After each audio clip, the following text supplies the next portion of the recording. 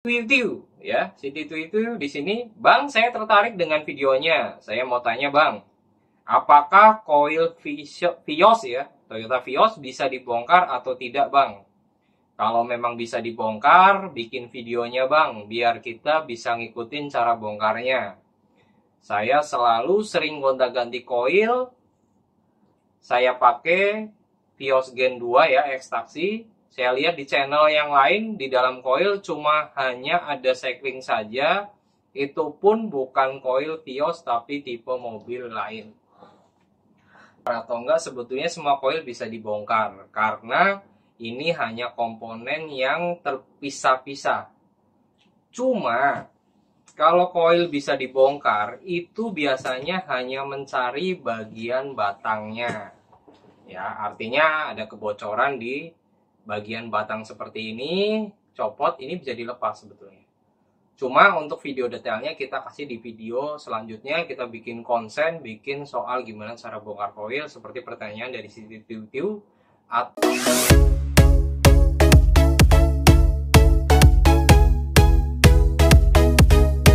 mungkin dari kemarin karena kita nggak fokus alias banyak banget yang bertanya soal koil, bahkan video kita yang tertinggi adalah soal koil mobil, ciri-ciri masalah di koil mobil. Jadinya banyak sekali pertanyaan dari video tersebut. Dan baru kali ini kita benar-benar akan lakuin yang namanya Q&A. Di sini ada beberapa pertanyaan yang nanyain ya, baik di komentar di kolom YouTube kita atau bahkan langsung WA kita. Oke, di sini memang banyak sekali pertanyaan ya dari teman-teman ya, dari kalian semua yang setia buat terus mantengin channel ini. Jadi kita akan pilih beberapa yang sebagian pertanyaan itu mewakili hampir keseluruhan dari pertanyaan-pertanyaan atau informasi yang pengen kalian dapat soal koil mobil. Ya, yang pertama itu ya, ini sebetulnya pertanyaan paling banyak ditanyain, yaitu dari Siti Twitter ya, Siti Twitter di sini, Bang, saya tertarik dengan videonya. Saya mau tanya, Bang, apakah koil Vios ya, Toyota Vios bisa dibongkar atau tidak, Bang? Kalau memang bisa dibongkar, bikin videonya, Bang, biar kita bisa ngikutin cara bongkarnya. Saya selalu sering gonta-ganti koil. Saya pakai Vios Gen 2 ya, ekstraksi. Saya lihat di channel yang lain, di dalam koil cuma hanya ada cycling saja. Itu pun bukan koil Vios, tapi tipe mobil lain. Atau enggak, sebetulnya semua koil bisa dibongkar. Karena ini hanya komponen yang terpisah-pisah. Cuma, kalau koil bisa dibongkar, itu biasanya hanya mencari bagian batangnya. Ya, artinya ada kebocoran di bagian batang seperti ini, copot, ini bisa dilepas sebetulnya. Cuma untuk video detailnya kita kasih di video selanjutnya. Kita bikin konsen, bikin soal gimana cara bongkar koil, seperti pertanyaan dari Siti Tiu atau Siti Titi ya, atau pertanyaan-pertanyaan yang lain soal bongkar koil. Efeknya seperti apa? Kalau masalah efek bongkar, biasanya kalau kondisinya masih selongsong nih ya, kita ngomong selongsongnya emang yang gantinya masih bagus, itu biasanya jadinya oke-oke aja. Tapi yang sering terjadi, karena koil memang harusnya langsung diganti satu set seperti ini, itu akhirnya pun tidak lama ya. Jadi kalau kita saranin, lebih baik kalian tetap ganti yang original seperti ini, yang ex Singapuran aja, itu malah lebih bagus. Cuma ini ya kendala juga ya, hampir dalam satu hari atau satu bulan atau satu minggu, dalam satu hari pasti ada pertanyaan, ada koil Vios nggak, Bang? Ada koil Vios nggak, Bang? Ready nggak koil Vios? Mau generasi 1, generasi 2, generasi 3? Itu yang jadi masalah. Karena di kami sendiri sebagai importir saat ini, koil tersebut sudah jarang banget yang datang ke Indonesia. Karena mungkin di Singapura sendiri atau waktu bahkan masuk ke Indonesia itu sudah laris manis. Karena koil Vios sendiri memang sering bermasalah ya. Karena kan koil Vios nggak cuma dipakai di Vios, bisa dipakai buat Yaris, limo juga, ada juga buat is juga sama koilnya. Oke, jadi itu pertanyaannya. Oke, nanti kita bikin video khusus soal bongkar koil gimana caranya, gantinya gimana caranya, langsung kita nanti bikinin ya. Oke, itu dari situ kita ganti lagi pertanyaan yang lain. Rata-rata sih tanya harga ya, rata-rata tanya harga, tapi kalau harga lebih baik langsung DM ataupun japri sendiri via WA, kita lebih intens pertanyaannya. Oke, ini ada pertanyaan juga dari Untung Tunggal Jaya ya. Ini sudah lama pertanyaannya, hampir 9 bulan yang lalu. Koil, kalau ngetes koil lemah, bisakah dengan menggunakan satu koil tambahan? Atau koil kelima dari mesin 4 silinder, kemudian digilir, ganti copot pasang, hingga keempat untuk mencari mana koil yang lemah. Oke, kalau seperti ini memang sering dipakai hal yang seperti itu, alias mencari koil mana yang paling bagus. Biasanya koil yang kelima itu harus kondisi baru atau kondisi paling bagus ya. Jadi biasanya ngetesnya memang seperti itu, bongkar satu dinyalain satu, bongkar satu dinyalain satu, bongkar satu dinyalain satu. Atau yang sering orang bengkel lakuin adalah ngetesnya itu malah kebalikannya ya, tinggal 4-4-nya atau 3 koil ataupun 5 atau 6 koil biasanya. Kalau misalkan itu ya, nanti kita kasih tahu deh. Ini buat informasi kalian juga. Nanti kita bikin video yang lain juga, cara ngeceknya seperti apa, secara detailnya. Intinya kita jelasin dikit. Jadi nggak perlu pakai koil kelima, cukup 4 koil itu aja yang sudah ada di mobil. Tinggal ditarik aja, dicabut.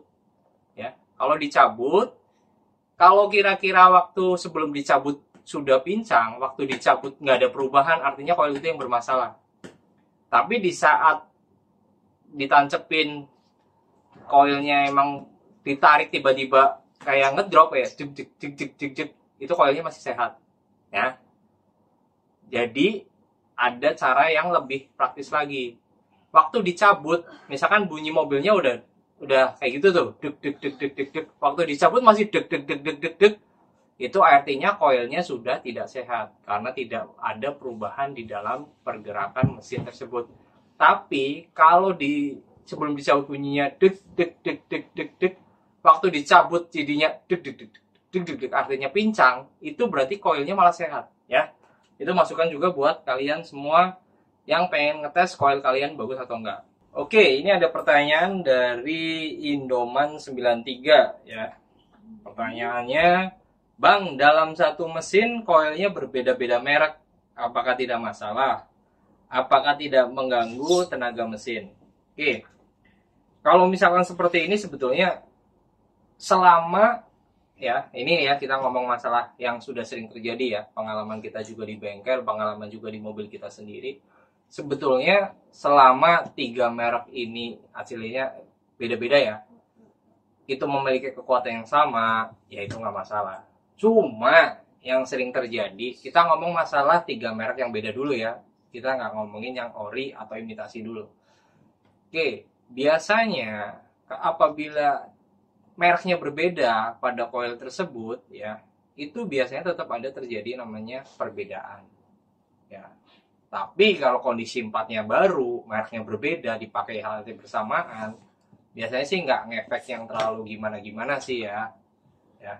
Cuma lebih ke masa pakainya dari keempat ini pasti ada perbedaan. Itu baru 3-4 merek ya, artinya mereknya berbeda-beda. Nah, yang kasus kedua antara koil original dan koil imitasi. Nah, ini pasti jadi pertanyaan juga nih.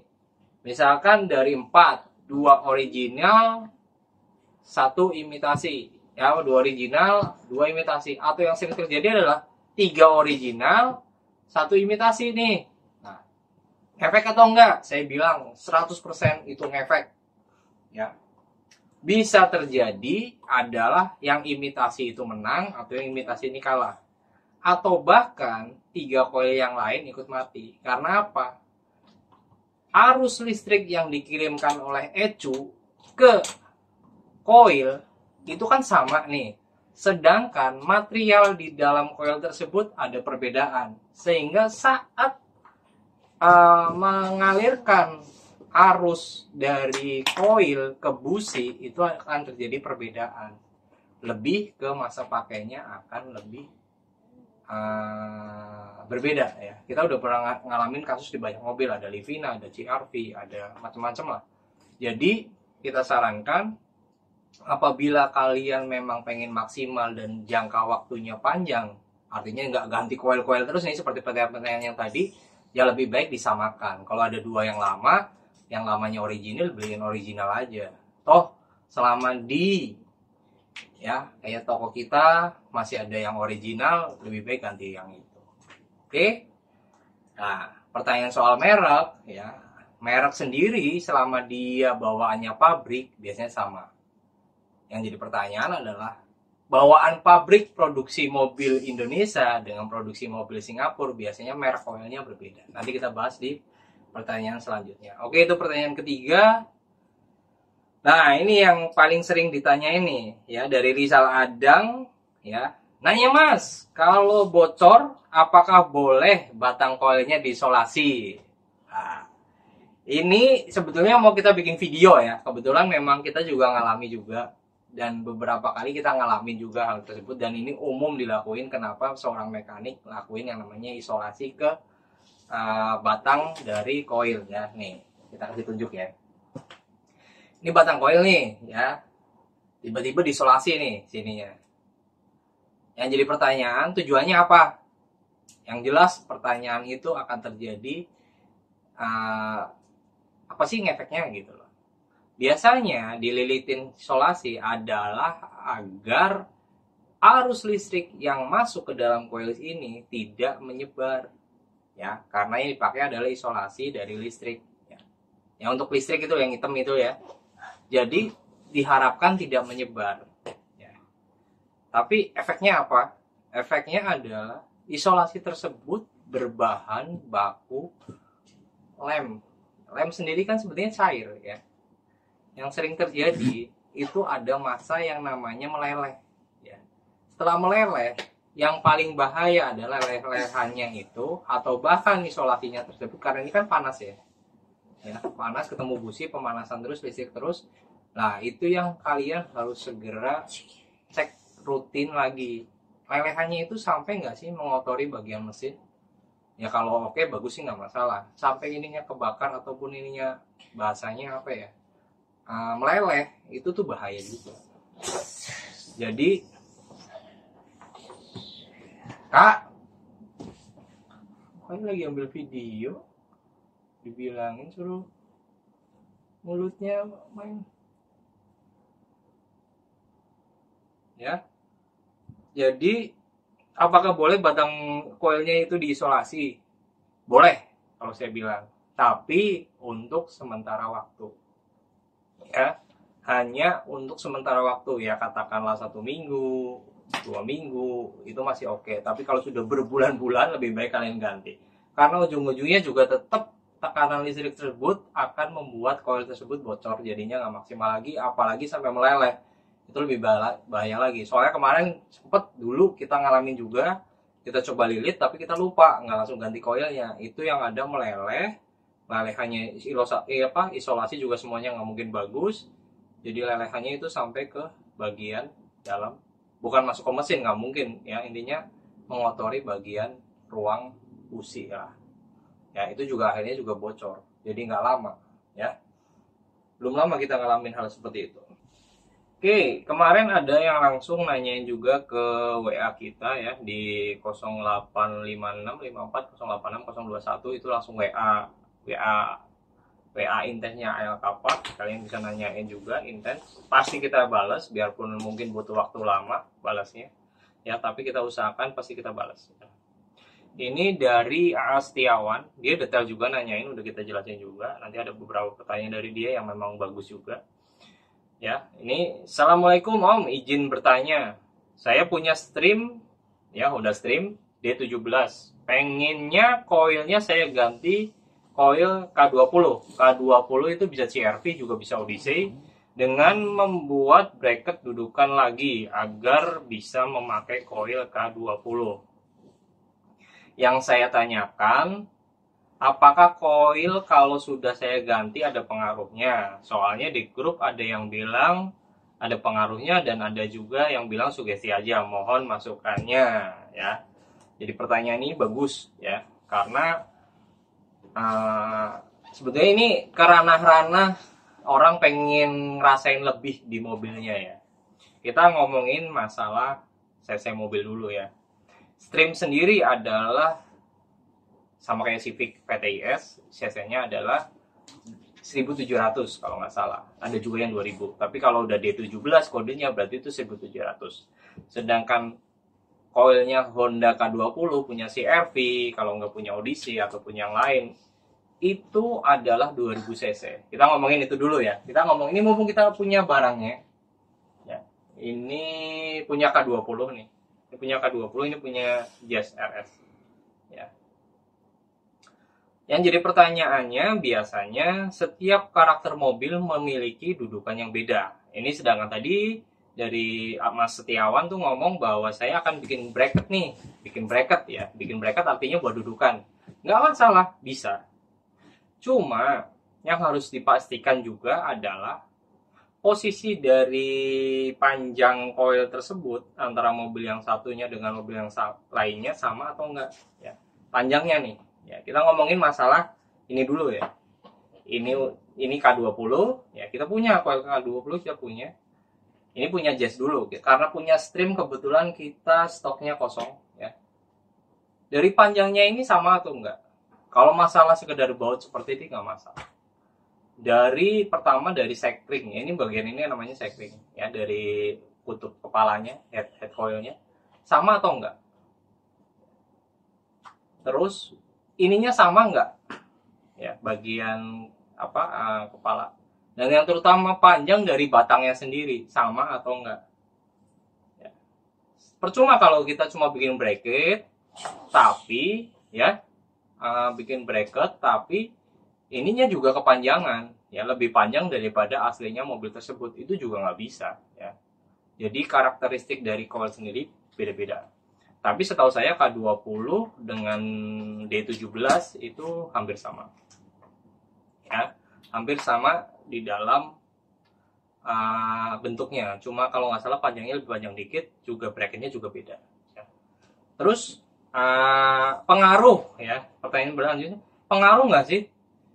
Kalau saya sendiri bilang coil sendiri adalah mengantarkan aliran listrik ke dalam busi. Busi itu dipakai untuk melakukan pembakaran di dalam ruang chamber atau itu di dalam ruang piston. Jadi kalau ada pertanyaan pengaruh nggak sih? Ya mungkin pengaruh. Kalau misalkan ngomongin soal pengaruh dari pengapian sendiri, sebetulnya itu tidak akan berefek maksimal di saat kalian nggak ganti yang namanya sistem injektornya atau sistem supply udara, yaitu dari sistem turbonya kalau nggak sistem throttle body-nya. Jadi karena fungsinya sebagai pematik, kalau bensinnya juga tidak banyak yang masuk, bahan bakar tidak banyak yang masuk, atau sistem udaranya juga nggak banyak yang masuk, terus sistem pengapiannya gede juga, itu juga ngaruhnya juga nggak terlalu banyak. Artinya kalau kalian memang pengen ngomongin soal performance, jadi yang harus dipentingin adalah sistem bahan bakar, yaitu injektor, dan sistem udaranya, yaitu throttle body atau turbo ya. Jadi kenapa orang jarang banget utak-atik ini? Kalau turbonya udah dimaksimalin, sistem injektornya udah diganti, udah diremap, baru ini diganti. Tapi kalau coil sendiri, sistem pengapian itu sebenarnya bisa pakai remap aja cukup. Dari permainan ECU-nya bisa digedein kok, jadi nggak perlu ganti coil. Cari yang standar aja. Terus pertanyaan juga dari tadi Setiawan adalah, Om, untuk Honda Stream D17 ataupun sebagian besar Honda ya, itu ada merek Tech, itu ori apa enggak? Tech itu ori, asli Jepang ya. Nanti kita bahas sendiri soal Tech ini perusahaan apa ya. Tapi sebagian besar di Singapura, karena Singapura rata-rata mobilnya adalah CBU ya. Jadi completely build up for Jepang langsung. Jadi biasanya di Honda tersebut itu ada yang namanya merek Hitachi, ya ini jas biasanya pakai Hitachi. Ya, ada juga merek tech. Pertanyaannya, Denso ada nggak? Denso itu rata-rata dipakai di Indonesia. Itu lebih ke sistem bisnis ataupun kebijakan pemerintah ya. Jadi kalau di Jepang sendiri itu nggak harus merek Denso, bahkan coil jarang yang Denso. Matiin. Kenapa, Sin?